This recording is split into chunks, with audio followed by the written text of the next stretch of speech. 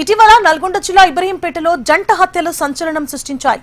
ఈ కేసులో పోలీసులు 5 నిందితులను అదుపులోకి తీసుకున్నామని, మరో 3 పరారీలో ఉన్నట్లుగా పోలీసులు తెలిపారు.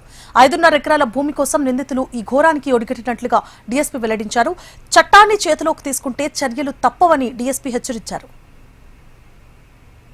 ఈ మృతులు ఎవరైతే ఉన్నారో తల్లి కూతుళ్ళు వాళ్ళకి, తర్వాత ఈ నిందితులకి అందాజాగత 10 సంవత్సరాలుగా ఒక 5 ఎకరాల 24 గుంటలకు సంబంధించి ఈ మృతురాలు లావణ్య పేరు మీద ఉన్నటువంటి భూమికి సంబంధించి తీవ్రంగా వీళ్ళిద్దరి మధ్య గొడవ జరుగుతూ ఉంది. 2 గ్రూపుల మధ్య కూడా ఈ అందరూ కూడా ఒక కుటుంబానికి సంబంధించినటువంటి సభ్యులే వీళ్ళందరూ.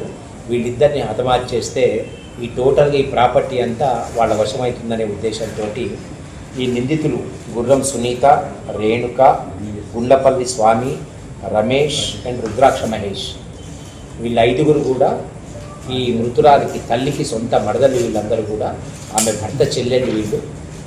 తర్వాత దీంట్లో ఈ స్వామి అనే అతను ఈ రేణుక అనే ఆమెకి సంబంధించినటువంటి ఫ్రెండ్.